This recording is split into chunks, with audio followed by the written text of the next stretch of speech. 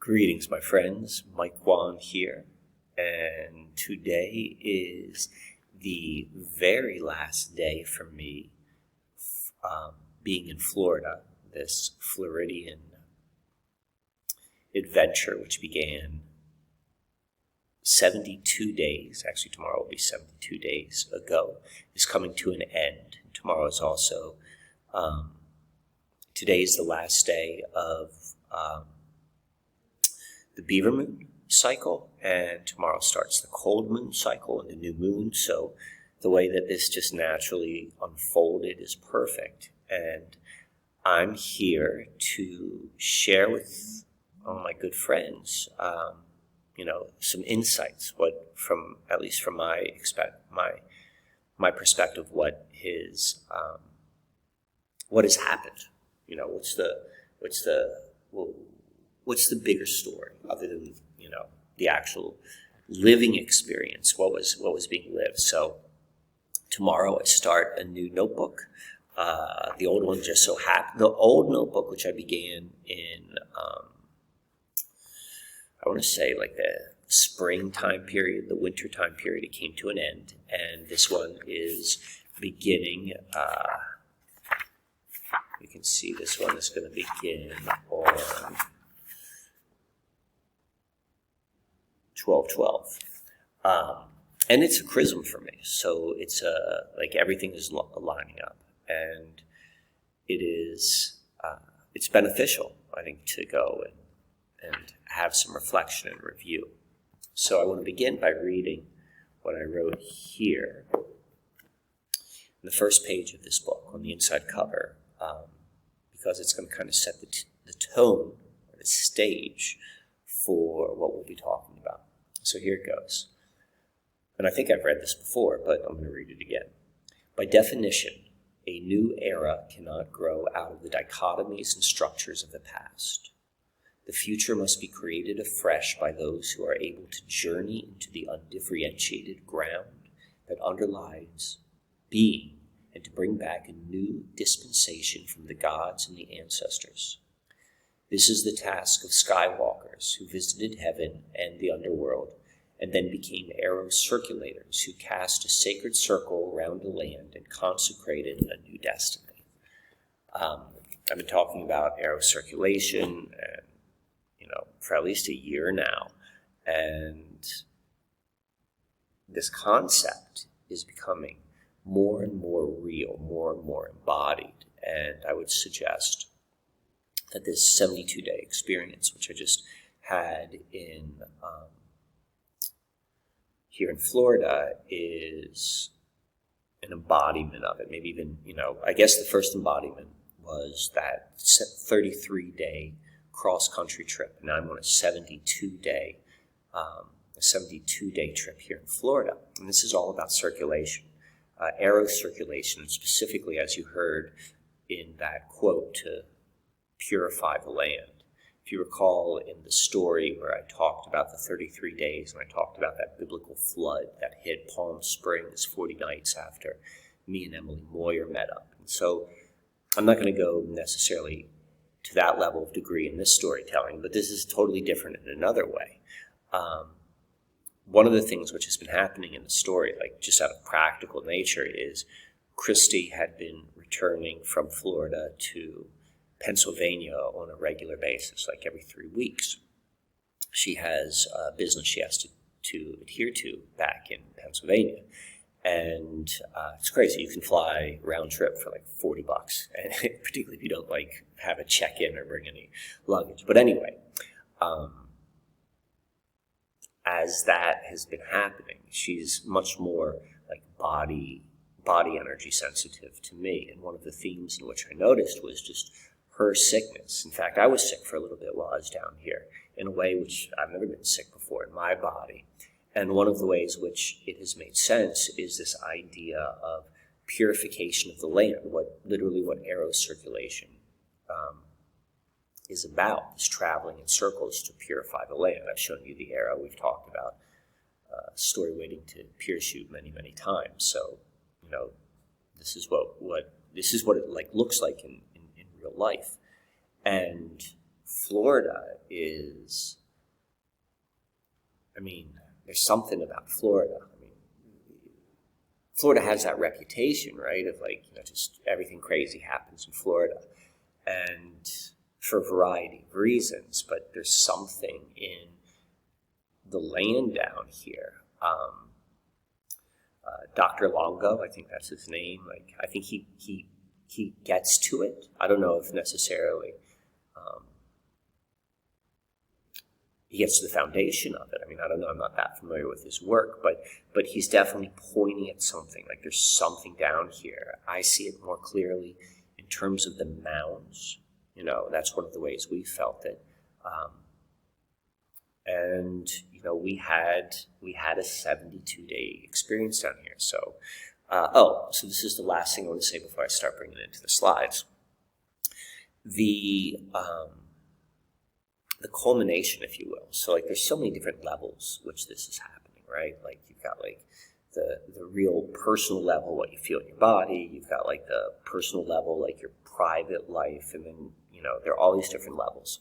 And one of the things which happened, like, I mean, this was 3 days ago, maybe. I recorded my 7th episode on the Higher Side Chats, and prior to that, on 11/11, I met with Greg Carlwood, the host of Higher Side Chats, in person. The first time we met in person at this event in the middle of Florida, and so that seems to be also tied into this. What I mean by that is I've talked about many times how that Freemasonic presentation and then the events that followed, that started a new chapter in my life. And in this chapter, one of the things that has been true about it is I have been much less out there, particularly as a podcast guest. Like, I continue to make my own stuff. I put these sort of videos out on YouTube. I do stuff with Mark Steves. Occasionally I've been doing things with Emily and I think Danny Katz, but for the most part I haven't really been on any other podcasts, whereas I used to go on podcasts all the time. And the Higher Side Chats has always been a place where it's probably the first big podcast I was on in 2018. And it's, in terms of like listener size, it's a pretty sizable place.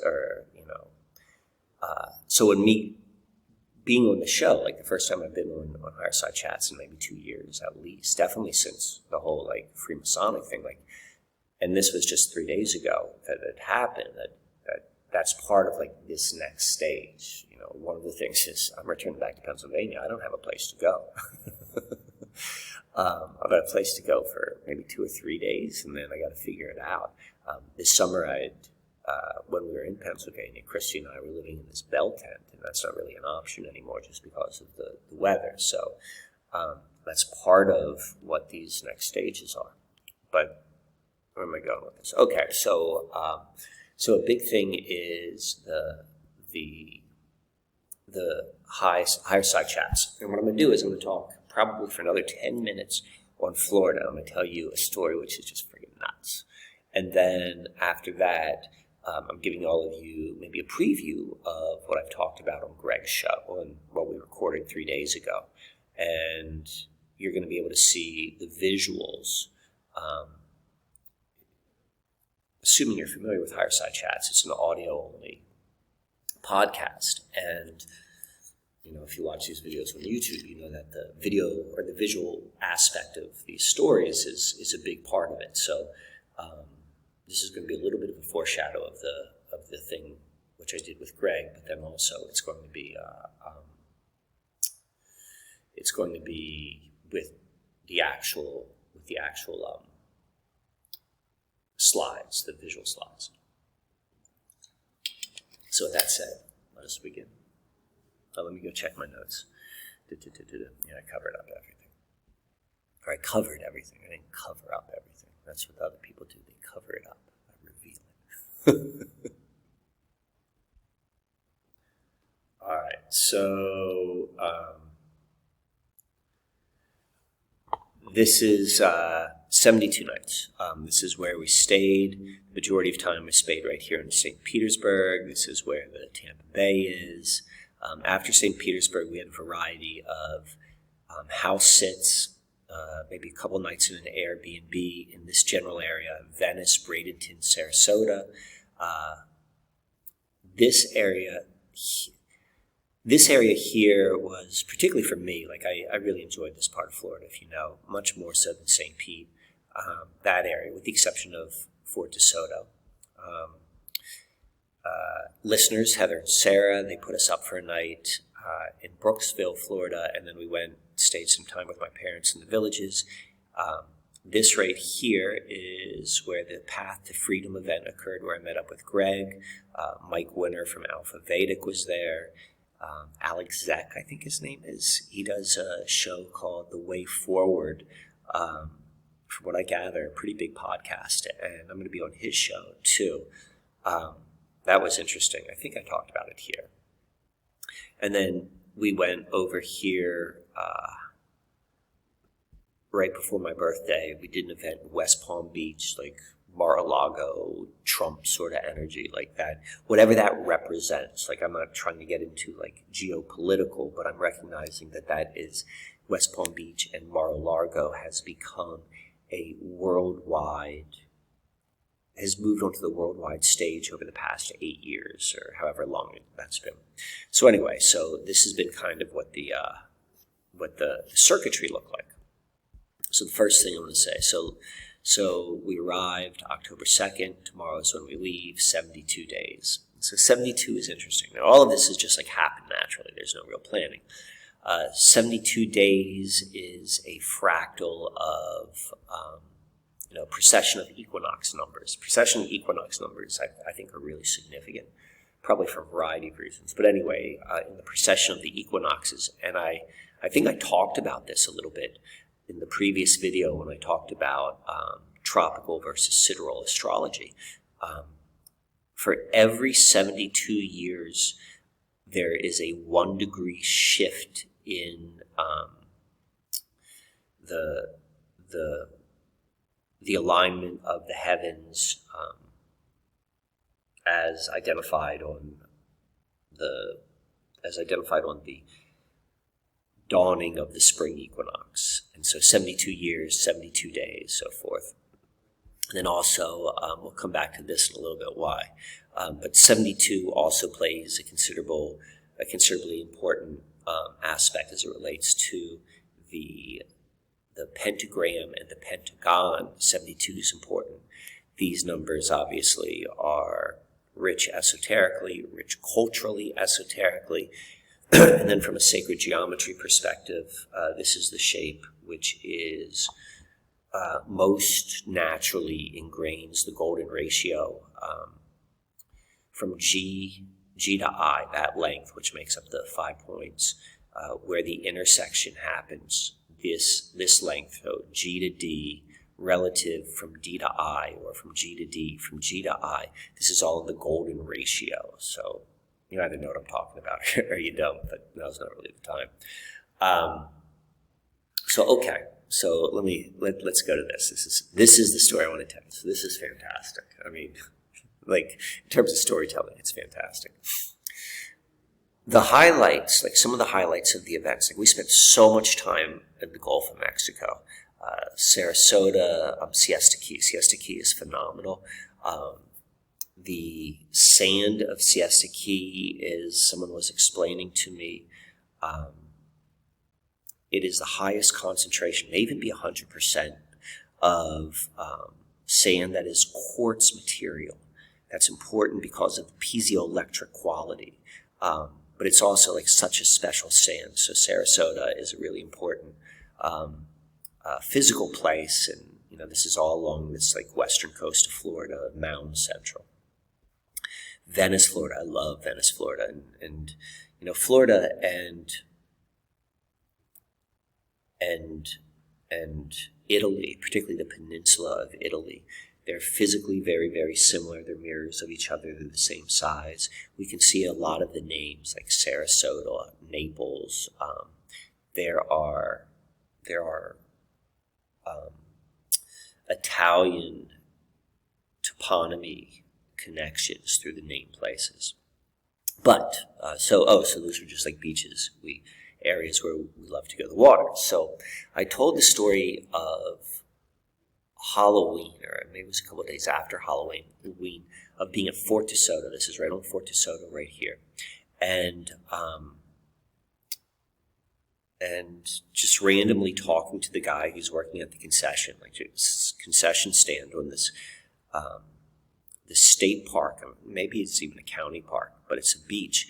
And it turns out that he was, how does this come up in conversation? That's so friggin' right. Like, it's so unlikely that it did, but it really happened. I had a conversation with this guy who it turns out that he was cousins to the next door neighbor of when I was a baby, and that neighbor died. He was like a high school student. He was a literal Eagle Scout, and he used to be mine and my sister's babysitter, and he died in a car crash. And that was like a big deal. It happened probably when I was like 3 or 4, so I don't have any memory, but I do have memories of talking about him, and I had his toys or my toys growing up, so I always had like a curiosity. Somehow, like, we meet this guy who's his cousin on this place, Fort DeSoto, which was like the historical mound site or burial site in this part of the world on All Hallows Eve, like on the traditional time when like the veil with the ancestors is the thinnest. So that was a pretty that was in my opinion, that was one of like the peak experiences. And that was, I want to say that was like November 1st or November 2nd, because it was right after Halloween. But it was still in the All Hallows Eve, so it's probably on November 1st. So fast forward to December 2nd. So, one calendar month later, and it's my birthday. And for my birthday, me and Christy go to a clothing optional beach. I love new beaches for like all the obvious reasons. Like, one, it's immensely, in my opinion, satisfying to be at the beach without anything on. But then it's also kind of like, it's funny, like, to be around, like, everything that happens, like, it's a totally different experience when no one's wearing clothes. Anyway, so there was a clothing optional beach, and Christy surprised me when she took me there for my birthday. So we could see that's called Blind Creek Beach. I was talking to a friend of mine who lived in West Palm, lived there her whole life, Liz Cat, and she had no idea that Blind Creek Beach, or that there was a nude beach like so close to West Palm. But anyway, so here's Blind Creek Beach, and we go and we look at this. We've got 0 degrees. This is right here in Fort DeSoto. This is where it took place, on this point, the point at the very bottom of this bunch of islands by St. Petersburg, and then on the far side is right here, Blind Creek Beach. So why am I showing you this? We see that it is 153.4 miles, and just to divide that in half, that's 76.7 miles. So let's go look at the midpoint. The midpoint is right here. It's Sebring, Florida. So why is this important? It's an excellent question. And this plays in pretty deeply into the conversation which I had with Greg, which we'll get to in a little bit. But what I'm about to go and point to is just a demonstration, in my opinion, of like the synchromistic perfection of this entire trip. So where are we? Let's go right here. Let me go right here. We'll start with this. So I've made reference to this many, many times, and it's this car which showed up in front of me when I was living in Baltimore. When I first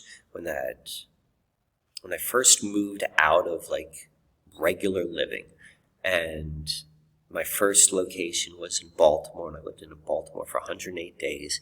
And I was driving up to Lancaster one day, and this car pulls out in front of me, and it's MW57. Really, really, like those are speaking directly to my, my personal symbol system.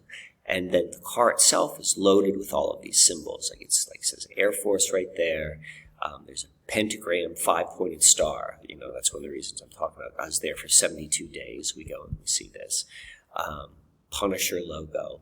I'm really not that familiar with like the whole Marvel Comics Punisher connection. For whatever reason, when I see this, I think more of the symbol that was used by whatever the name of the Eric Prince company, which was once called Blackwater. I think it then became XC, and now it's something else. But they would use a logo like this as well. I always thought that felt more in alignment with this car. But anyway, the point I'm trying to make is the car here is Sebring. And when I first took this picture back in probably, I think it was February. It was either February or March 2022. All this other stuff kind of had a lot of obvious meaning. But the Sebring, I'm like, why Sebring? Why Sebring? Why Sebring? So let's go back to this. We've got right here, where's this line? Where does this line cross? We can see right here. I zoomed in on it, and we can see almost exactly at that 80-mile mark is where we get Sebring, Florida. And this isn't just a coincidence in name. Like, the Chrysler Sebring is literally named for Sebring, Florida. You see there it says Air Force as well. And, at the very least, there was an Air Force, there was a, before there was the Air Force, it was U.S. Army Air Force. It's called United States Army Air Forces Base. So I think it was before they actually developed the Air Force. But that was here in Sebring as well, and that has to do with this name. We got the Air Force right there. We got Sebring, and then right here, 76.7. That's probably 75, probably right around here. But almost an exact bullseye. We find ourselves between these two key events, or in the water. We've got this on November 1st and this on December 2nd, and then it just lines up. Whatever that means, I'm not going to go that any further than that. I'm just going to say that there is an element of order which is undeniable. So that being said, let's continue to move on. And what we're going to move on to is and this ties in so much with what I'm talking about, and it's really looking at I'm using my life as the point of reference, but whose else life could I use? I can really only speak to myself. But we're talking about, what Greg and I talked about was the coronavirus and its actual time period and what it meant. And so what I did was, let's go right here. We looked at the coronavirus as a crowning coronation corona ritual that began February 28th and 2020 and ended September 10th, 2023. That date, the 28th date, came from the fact that this was the release date of when I did a episode on Higher Side Chats called The Esoteric Kobe Bryant. And in it, I talked specifically that the Kobe Bryant's death is a Kabbalistic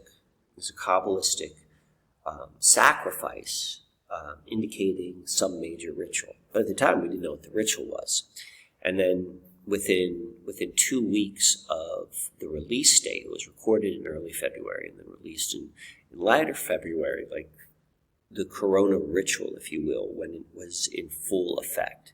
At the time of this recording, and even at the time of the release date, there still wasn't a mandatory lockdown on the United States, but that was to come. So this is what I'm using as the beginning point of the ritual, and then September 10th, 2023, when Novak Djokovic wins the U.S. men's singles title and a record equaling the most amount of tennis Grand Slams. That would be the end point. So why is that the end point of the coronavirus? Because when he wins when Djokovic wins, he pays tribute to his mentor, Kobe Bryant. Remember Kobe Bryant? This is called the esoteric Kobe Bryant. It's all about Kobe Bryant's death. And then this guy wins it, and it takes place. He won it where the U.S. Open takes place, which is the United States Tennis Association's Billie Jean King National Tennis Center. And that's in Flushing Meadows. And so everyone just calls it Flushing Meadows, and the word Flushing Meadows or the place Flushing Meadows, particularly as it relates to tennis, they're like interchangeable. But the full name of where it isn't Flushing Meadows. It's Flushing Meadows Corona Park. So we got this guy right here. Let's go back to it.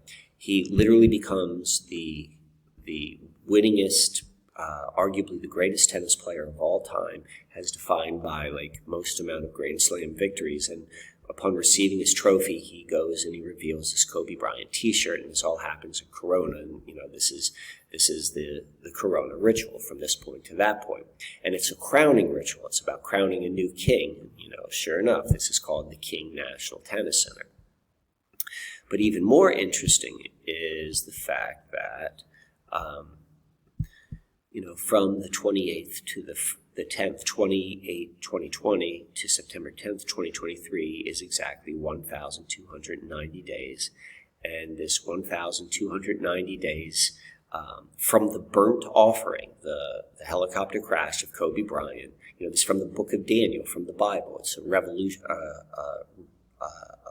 an apocalyptic text. It is this period of time which the tribulation occurs, the waiting for, like from a Christian language, or a Christian linguistic perspective. And I'm not taking that literally, but from that literal perspective, this 1,290 days refers to or is implying the return of the King of Kings, the second coming of Jesus Christ, the King of Kings, the crowning of him. Here's your coronation.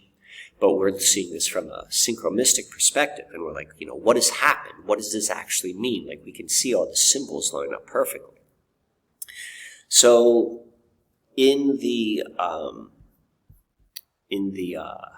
let's go through the different slides. And this is what the whole video, or the first hour at least, on the Higher Side Chats was me walking through this story, and I'm describing all of this. I send all of these slides to Greg, and he puts it out for his listeners. I think just the ones who pay for like a premier or a premium account. But you guys get to see it here. So to really understand what this is about, we're going to lean into the land of Flushing Meadows. Just as here in Florida, we're looking at the quality of the land, what's happening there. This is all part of this aero circulation, this bringing of purification. We're bringing purification by identifying how different concepts and ideas are anchored into the physical landscape in which life takes place. Like, that's how this game is seemingly played. And when we talk about them, and when it moves from being a subliminal image, that's what all this is. Like, all of this stuff which I'm showing you is right out there for the whole world to look at, but no one sees it that way. In the same way, no one sees a subliminal image which is imprinted inside of like an advertisement. But as soon as someone has that subliminal pointed out, like all of the charge around it like collapses. We're doing the same thing, and that's like the purification. So let's see. So let's go and look at this. This is wild. You're gonna see how I do all my magic right now. Okay.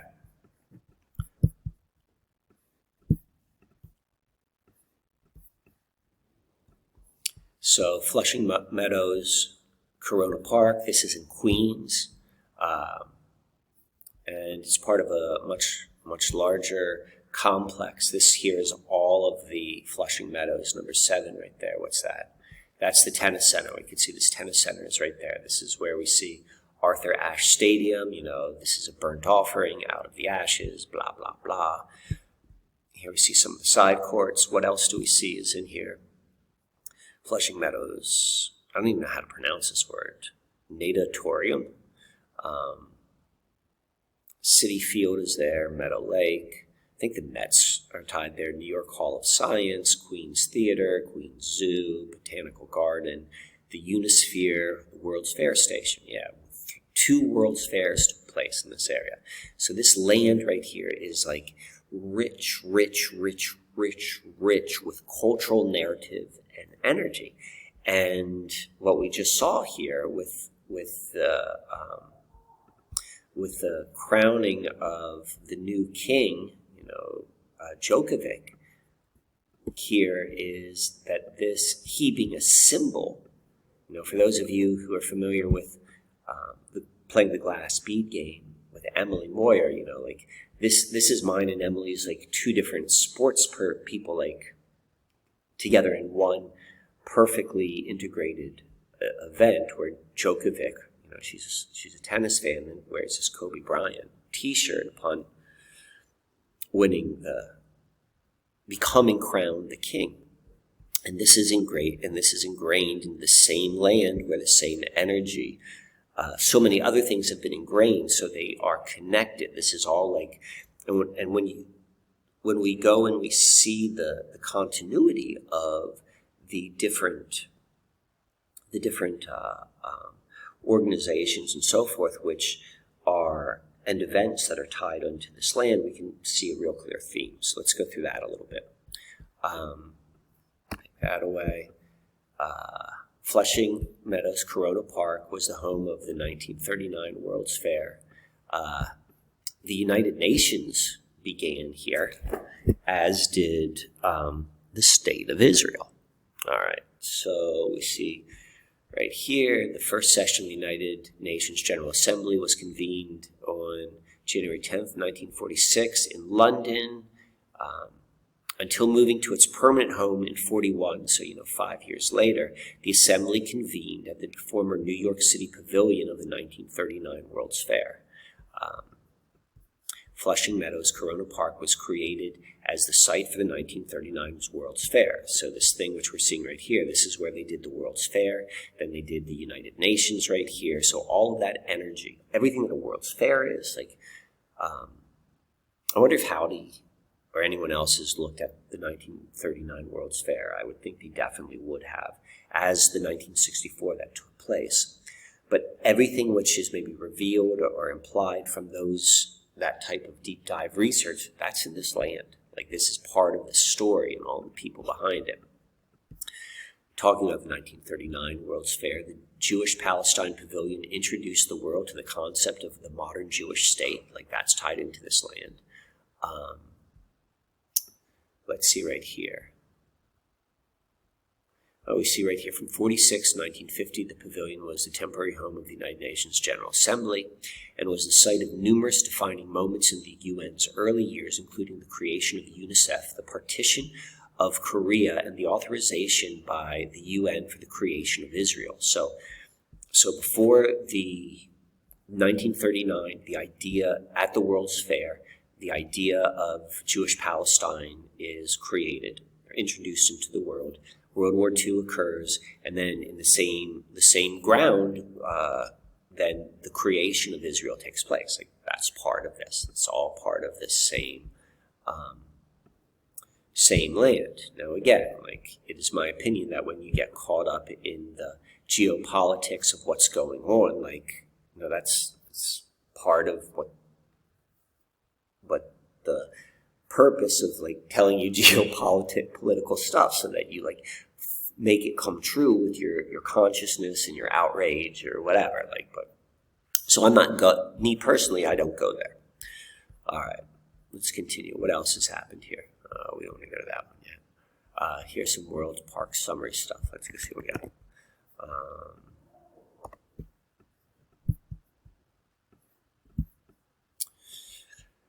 1939-40 World's Fair, second most expensive.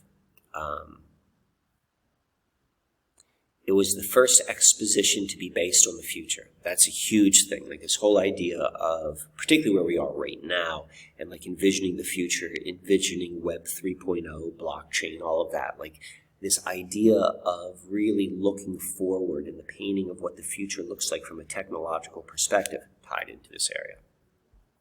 Dawn of a New Day, isn't that the name of a horror show? Dawn of the Dead, I think that's what it is. And then this also, it predicted, what was going to happen in the World War II. It began 4 months into the 1939 World's Fair. Then we see the 1964-65 New York's World Fair. It was also held at Flushing Meadows.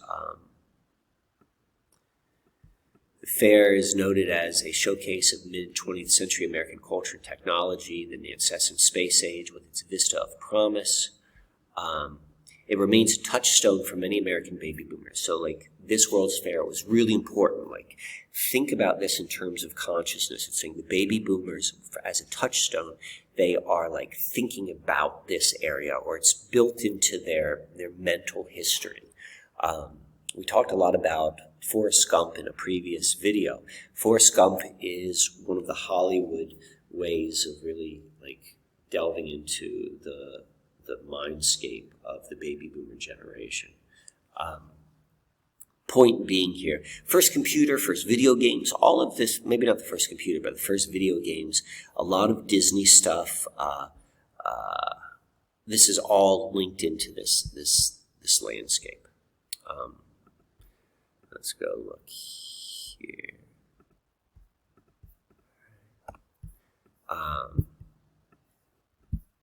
This is always fun right here. We talked about the Jewish Palestine state.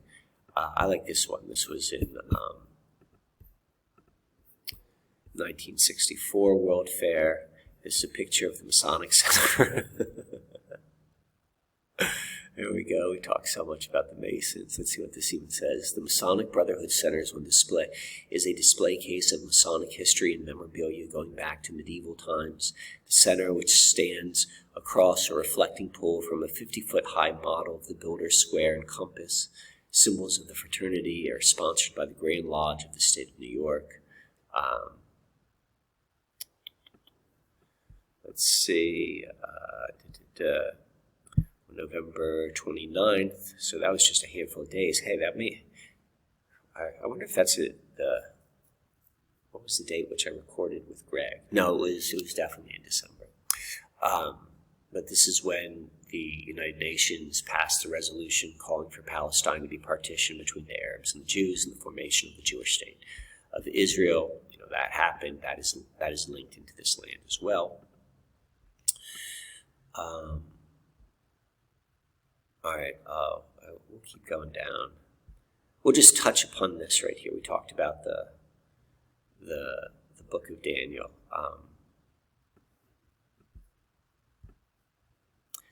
The book of Daniel, a 2nd century BC biblical apocalypse with a 6th century BC setting, an account of the activities and the visions of Daniel, a noble Jew exiled in Babylon, combines a prophecy of history with, I don't even know how to pronounce this word, eschatology, a portrayal of the end times, both cosmic in scope and political. The book's influence has resonated through later ages from the community of the Dead Sea Scrolls and the authors of the canonical Gospels and the book of Revelations. So where are we? We talked about the 1290 days. Right here we see it some more. At a time and a half, 3.5 years, Daniel fails to understand and asks again what will happen, and is told, from the time that the daily sacrifice is abolished, that's the burnt offering, and the abomination that causes the desolation is set up, there will be 1,290 days. Blessed is for the one who waits and reaches for 1,335 days. So I went and I looked at where 1335 is, and it's probably another 25 minutes of explaining. So I'm gonna jump. I'm gonna go and just avoid doing that, just because I'm already 40 minutes into this, and I want to try to keep this about an hour. But we see the purpose of all of this after the 1290 days leads up to Judgment Day. Judgment Day is like right before the returning of the second coming of Christ. This is a crowning, a coronation ritual, all this sort of stuff, and we can see that it is linked into to biblical texts. This is not to say that the Bible is the work of God. I don't know who the Bible is written by, but what I do know with 100% certainty is that the Bible, possibly more so than any other book which is out there, plays an immense role and influence on the collective consciousness. And immense because the most number of people have put the most amount of energy, thought energy, and emotional energy worked around that book than probably any other book. The sum total. So where do we want to go? All right, let's go to this first. So also within, let's begin here. So Great Britain plays a really big part in this area. So this is talking about the World's Fair. Although the United States did not enter World War II until the end of 1941, the fairgrounds, so Flushing Meadows, served as a window into the troubles overseas. The pavilions of Poland and Czechoslovakia, for example, did not reopen for the 1940 season. Also, on July 4th that same year, 2 New York City Police Department officers were killed by a blast while investigating a time bomb left at the British Pavilion. The bombing has never been solved, and there's evidence that the bombing was an inside job by William Stevenson, a British agent based in New York. So here's your first inside job. This guy, William Stevenson, I've talked about him a lot years ago. This is who the fictional James Bond is based upon.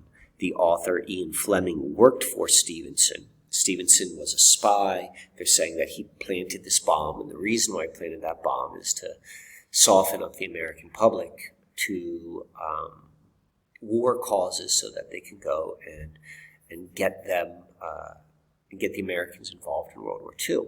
But the point being is, tied into this land, we've got 007, John Dee, James Bond, all of that sort of stuff tied into there.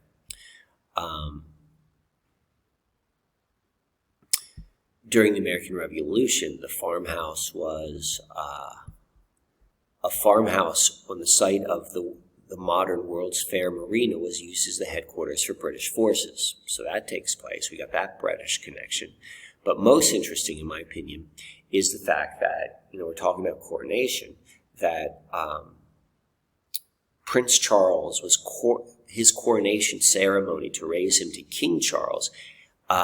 There's a synchronistic correspondence. So on May 6, 2023, in Westminster Abbey in the UK, that's when it happens. So we see right here, I'll hide that right there so you guys can't look ahead. Charles III, his coronation date, May 6. Why are coronations held in Westminster Abbey? That's where they all happen. So, okay. So on the same day, May 6, 2023, at the USTA Tennis Center in Corona Park, the Westminster Kennel Dog Club has its show. If you're familiar with the Westminster Kennel Dog Show, this is elite moneyed families' obsession with dogs. You're probably aware that's a thing, and this is the high point of it. This dog show is, I think, second only to the Kentucky Derby in terms of continuation, just happening. And both Kentucky Derby and the dog show have a strong British influence and are typically connected to very well-to-do folks. And we see that for the first time ever, this Westminster Dog Club happened here. And this is as, Prince Charles at Westminster Abbey on the same day becomes king, the coronation, right? This is all about a coronation show.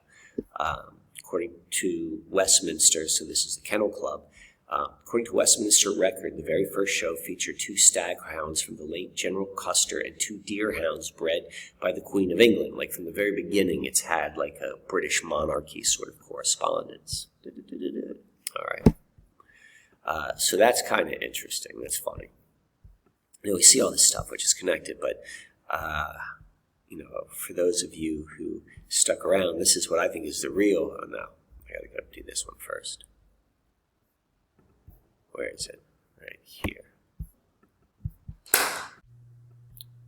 All right, now we're going to switch gears and talk about the Unisphere. So I made reference to the Unisphere in this map. Where do we see the Unisphere? Number is at 12.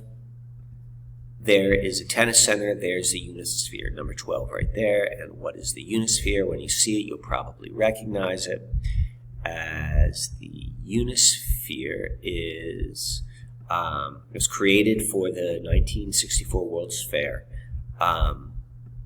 It's a spherical stainless steel representation of Earth. It's a globe. It was designed by Gilmore D. Clark, Arthur C. Clarke, as part of the plan for the 1964 World's Fair. And this is what it looks like. This is probably most well known. It's definitely well known to all of the people who follow U.S. Open tennis, because this is often shown in the background. But this is this plays a famous part in the Men in Black movie franchise. I think in 2 of the movies, but definitely in the very first Men in Black movie. This is connected. You can see right here, that's a UFO. They say that you'll listen to it in the interview with Greg. If you listen to that, or you do your watch Men in Black again. I didn't watch it again before I made these slides. I just know that Men in Black tie into like outer space and this globe. And interestingly enough, like the real life Men in Black are supposedly like an organization associated with the Air Force. But let's go here, what I'm talking about, why I'm bringing this up. Because there's this trickster, jokester archetype in action with all of this. And what that is the fact that, the winner of it, this Djokovic, who becomes the greatest tennis player, of all time, he was very well known for not taking or refusal to take the COVID vaccine, and that prevented him from playing in the 2022 World U.S. Open. And then in the time period, Moderna becomes a sponsor of the U.S. Open, and they sponsor this thing called the Shot of the Day, and Novak Djokovic is awarded the Shot of the Day. And it's funny, it's ironic, because this guy by the name of Djokovic, he wouldn't take the shot, and that was a big deal. And so, that's kind of like trickster energy. And so it goes even deeper than that. We talked about Men in Black. And, let's go look at these 2 guys. We got Tommy Lee Jones, and you got who is known as Agent K, maybe a Kobe Bryant. We got Will Smith, and then he was known as Agent J. Djokovic, it's spelled with a D, but it's pronounced with the J. And so there's just like this kind of like, baked into this cake. We can go and see that right here, of this trickster archetype. And so maybe the question becomes like, what does that mean? What is that about? Why are you showing us this, Mike? Why are you showing us this? I'm showing it because, there are a couple messages, and, I really encourage you I dive in deep to what I think this trickster element and the significance of the crowning symbology is in the story in my show with Greg. But more or less, it's like there's this revelation of like what's going on. Like everyone's been crowned a new king. You get to do what you want to do. You are sovereign and free. But at the same time, being laid out right in front of you is this path to move from like, one path of being controlled, the masses being controlled, to the future one, which is coming, because there's this, it's the coronation, the new king is also a symbol of maybe the new age, the next age, from one king to another. the king is dead, long live the king. There's a continuity, and this next stage is all part of the technological unfolding. You know, that's what I meant when I was talking about Web 3.0. That's what's laid out before us. But at the same time, for those who are, you could use that Corona time period to really break out of this system and like in a real way. Like, that's kind of why I share my stories. Like, in extreme, like, my life has changed immensely. You know, that's what all of these nomadic stories are about, and particularly becoming an aero circulator. For those of us who are moving into a new direction, like, that's what this event is also about, is like, you know, accepting the crown of your own, of you becoming sovereign, you becoming the sovereign ruler of your life. And the jokester quality is they're kind of like laughing at you. You know, what's the jokester thing? Like, even with like that MW57, like, what is that? Like, if I wanted to be paranoid, I could be really friggin' paranoid, but I don't care. It is what it is. You know, I'm surrendering into life. So anyway, my friends, that's kind of where I'm going to be wrapping it up. It's about 4:30 p.m. where I'm recording this. I'm about to leave here and go pick up Christy at the airport, and then we're going to leave tomorrow morning. We're going to drive up. We're going to stay the night in the western mountains of North Carolina before we continue on into Pennsylvania. I'm not really certain. I'm not certain where things are going to be going. So we're going to have to stay tuned.